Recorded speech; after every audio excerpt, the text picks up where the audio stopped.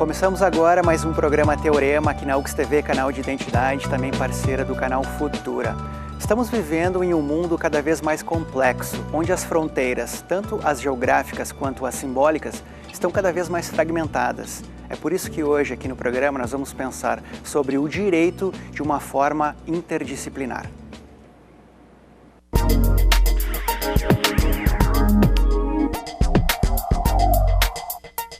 A ciência do direito é um ramo das ciências sociais que estuda as normas obrigatórias que controlam as relações dos indivíduos em uma sociedade.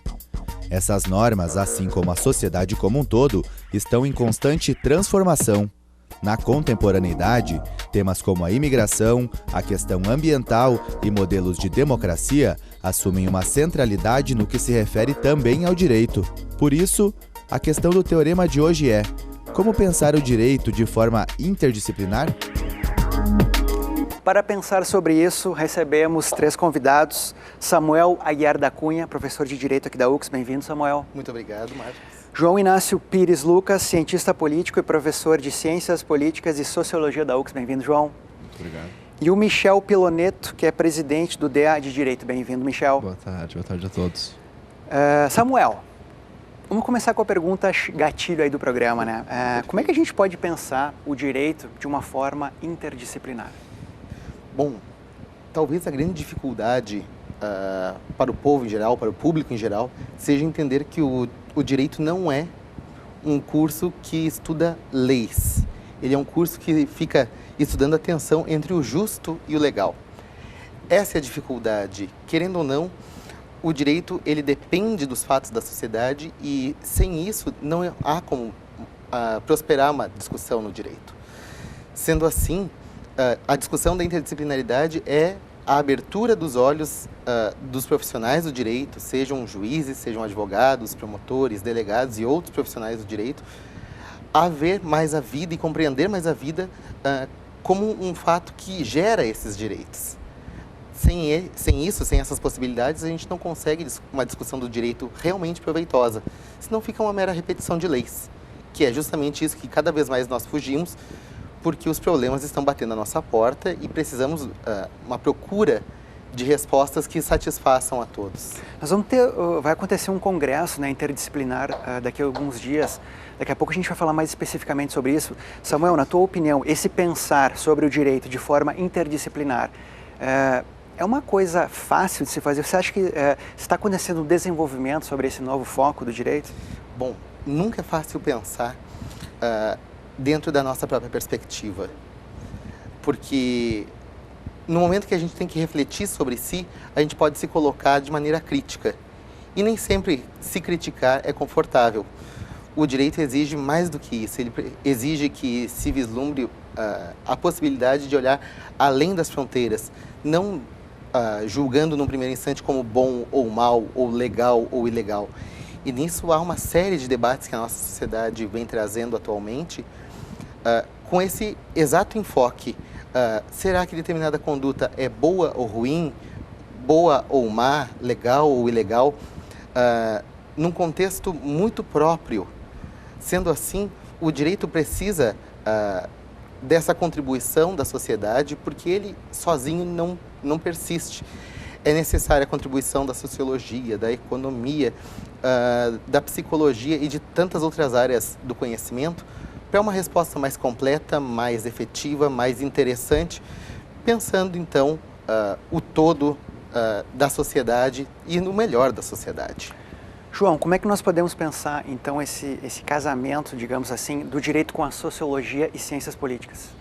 Olha, complementando as observações do professor Samuel, né, na verdade o direito, a gente pode pensar assim, em duas dimensões dele. Uma, como criação e aplicação de leis, né, de regras, né, no sentido da regulação da sociedade. E cada vez mais o direito, talvez seja a principal área interdisciplinar, porque hoje nós precisamos ter isso na área do ambiente, na área da saúde, educação, ou seja, todas as dimensões da vida humana, de alguma maneira, passam por algum grau de regulação, e o direito vai estar ali presente, né?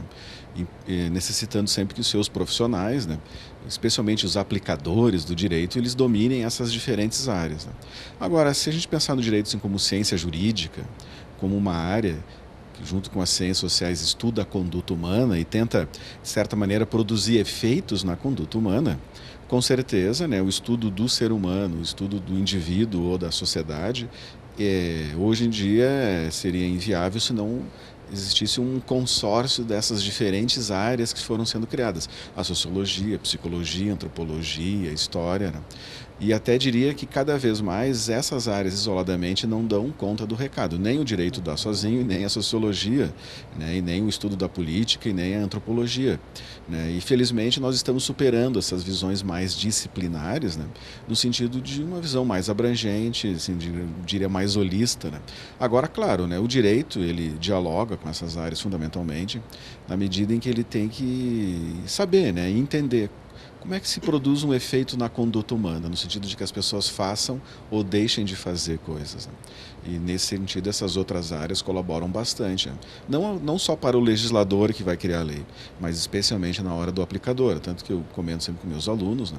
Se para atuar no judiciário fosse só para uma leitura da lei, tão como ela foi escrita, botava-se professores de português, né? Então, se coloca lá um profissional do direito, é porque ele tem que transcender a lei. Ele tem que conhecer a sociedade, porque muitas vezes, como dizia o professor Samuel, o justo nem sempre é o legal, assim, pura e estritamente falando. Tem que lidar com interpretação também, né? Interpretação e múltiplas interpretações, o contexto, a conjuntura. E hoje, se nós pensarmos na globalização e nas novas tecnologias, nós não temos só esse nosso mundo presencial e local. O mundo ele é global e virtual, né? Transformando mais difícil ainda a tarefa do operador do direito. Michel, como é que o DA de Direito da UX observa o próprio curso e essa questão, né, esse pensar sobre a interdisciplinaridade? Bom, o nosso trabalho enquanto diretório acadêmico é sempre estar aprimorando e ajudando no desenvolvimento dos acadêmicos, tá? Então a gente sempre vem buscando, como o direito, todo dia o direito se inova e se cria novos ramos do direito, a gente sempre tenta buscar novas discussões, tentar trazer novas cadeiras, tá? Por exemplo, agora que estamos começando a lidar com o direito digital, que até então era uma coisa desconhecida, agora já estamos tentando trazer, inclusive no congresso interdisciplinar, a gente vai trazer esse assunto à tona, que é um novo direito, tanto quanto outros que estão nascendo e o diretório tem como papel trazer para o debate acadêmico, que vai aperfeiçoar o acadêmico e quando ele sair da graduação está apto a desenvolver a carreira jurídica de uma maneira excelente. Samuel, você está chegando na universidade há pouco tempo, né? Sim. E já vamos ter esse congresso, né? Eu queria que você falasse um pouquinho sobre o que vai acontecer nesse congresso. Perfeito. Nos dias 22, 23 e 24 de outubro, ocorrerá o 12º Congresso do Centro de Ciências Jurídicas da UX, promovido pelo Centro de Ciências Jurídicas, o CCJU, bem como o programa de pós-graduação em Direito e pelo diretório acadêmico do curso. Serão 3 dias de intenso debate, apresentação de trabalhos de acadêmicos, profissionais dos mais renomados, discutindo essa visão ampla do mundo, tentando encontrar respostas ou fomentar perguntas em todos os campos para o direito e partindo do direito enquanto possibilidade. As inscrições já estão abertas no site da UX, os interessados procurem por lá ou a partir dos canais de comunicação da UX. E será um evento que também contará como atividades complementares, o que é bastante importante para os acadêmicos, para a formação complementar dos acadêmicos, ocorrendo quinta, sexta e sábado, com palestrantes tanto aqui da região quanto de todo o Brasil. Algo sobremodo interessante. Pode me repetir, por favor, os dias do mês que vai acontecer? Claro, dia 22, 23 e 24 de outubro, quinta, sexta e sábado. João, mas essa preocupação, por exemplo, com a interdisciplinaridade não é restrita ao direito, né? Na sociologia você também Sim. tem essa preocupação. Não, eu diria hoje em dia em todas as áreas, as até áreas, porque né? praticamente todos os cursos têm essa como uma das suas principais diretrizes curriculares, né? Ou seja, o mundo está ficando cada vez mais interdisciplinar, transdisciplinar, né? No mundo do trabalho, nos relacionamentos, né? Talvez até eu diria a academia esteja um pouco atrasada, né? Até muito porque sofremos um forte impacto assim, com aquelas visões mais cartesianas, né? Todas elas compartimentalizadas, né? O que foi importante assim, para o desenvolvimento das atuais disciplinas, assim, no direito, sociologia, matemática. Né? Agora, hoje, né, digamos assim, numa ciência mais pós-moderna, né, numa época, né, bem mais flexível, né, de tudo, né, em relação por exemplo, a tecnologia que incide, né, no mundo do trabalho, nos relacionamentos. Então, cada vez mais a academia ela tem que sair das suas disciplinas tradicionais. O que não quer dizer que esses conteúdos todos tenham que ser jogados fora, né? Jogar fora a criança com a água suja do banho. A questão é de ampliarmos cada vez mais, né, pontos em comum, trabalhos que envolvam várias diferentes áreas, que é o caso do ambiente. Né, que é uma área forte que é da nossa universidade, na graduação, no programa de pós-graduação. O ambiente, por si só, ele já é assim interdisciplinar, porque ele envolve a ecologia, ele envolve o ser humano, ele envolve os recursos tecnológicos, os recursos naturais, né, ele envolve a política. Eu acho que a própria discussão da temática ambiental já se presta, né, para verificarmos que o mundo, hoje em dia, ele não tem mais aquelas fronteiras que tu comentava no início do programa. Samuel, nesse congresso interdisciplinar, você vai ter um painel, né? Gostaria que você falasse um pouco sobre isso. Perfeito. Tenho o prazer de ser debatedor de um dos painéis do Congresso, discutindo direito internacional, migrações e dignidade da pessoa humana. É um problema para lá de atual. No momento que a sociedade internacional tem visto os problemas que têm acontecido na Síria e o ingresso na União Europeia, as pessoas têm despertado as dificuldades da movimentação das gentes, das pessoas no contexto internacional. Um Estado, um país pode deixar uma pessoa não entrar? Ele tem esse direito? Ele não tem esse direito? Se ele tem esse direito, o que ele tem que respeitar minimamente para que não haja alguma ferida nos direitos da pessoa? Quando a gente fala em direito, é muito fácil restringir na questão local, mas no contexto internacional, não havendo um órgão que dite leis precisamente sobre cada estado, sobre cada país, fica muito fácil e muito simples acontecerem violações a direitos, que na Hungria isso já foi visto e a própria ONU já se manifestou nesse sentido. A ideia é discutir o que é, como é e novas oportunidades, novas possibilidades no contexto do direito internacional e, por que não dizer, no contexto do direito brasileiro para os fins de imigração. Afinal de contas, nós temos também uma série de imigrantes que já estão conosco e o Brasil todo é feito de imigração. João, fazendo uma conexão com o que disse o Samuel, por exemplo, aqui em Caxias do Sul vivemos um período de grandes imigrações, né? Como é que a sociologia pode contribuir com o direito nesse olhar para essas novas pessoas que vêm para cá?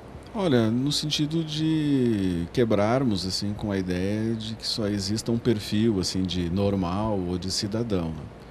A sociologia, a antropologia, as ciências sociais em geral, já há bastante tempo, estuda assim, as diferentes civilizações, os diferentes povos, as diferentes culturas, né?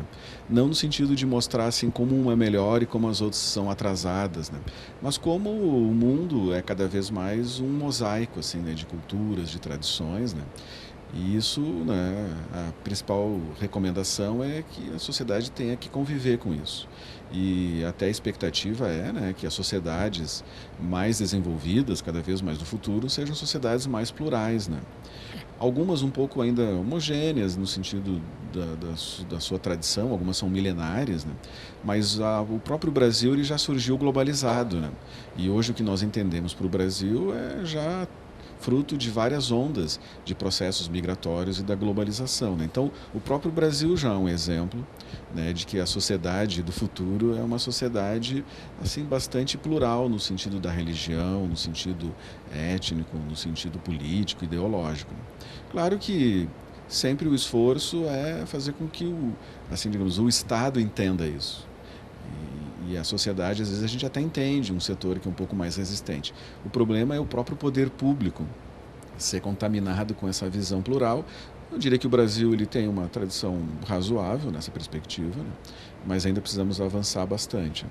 No sentido de que essas pessoas não só possam deslocar-se pelo mundo, mas que elas sejam encaradas como um cidadão, né, que vai ter todas as suas responsabilidades e deveres, tanto como aqueles que já moram há mais tempo naquela localidade. Michel, enquanto acadêmico, eu queria saber a tua expectativa para esse congresso, né, para essa discussão interdisciplinar no direito, né? Como é que está a tua expectativa e o que mais te agrada nessa discussão? Olha, a minha expectativa é muito boa. Tá? Esse congresso, como o professor Samuel falou, é o nosso 12º, mas esse tem uma pitada de diferença. Nós vamos ter, além dos professores, dos palestrantes que virão a apresentação de trabalhos dentro do congresso. O que isso quer dizer? Que em pouco tempo a gente vai abordar, vai ver, vai estudar diversos assuntos de direito.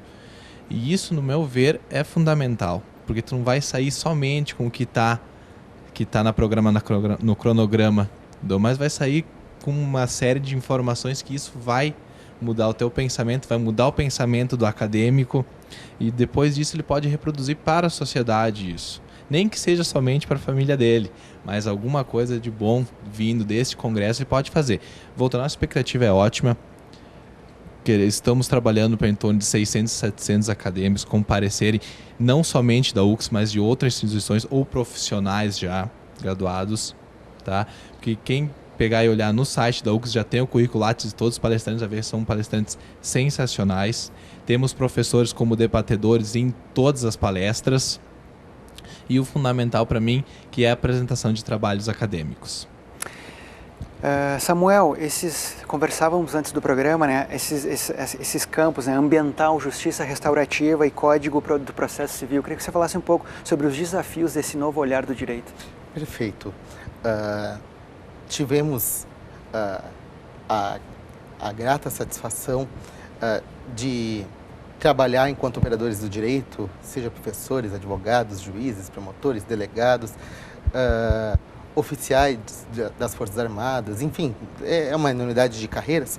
Tivemos a grata satisfação de construir o atual Código de Processo Civil.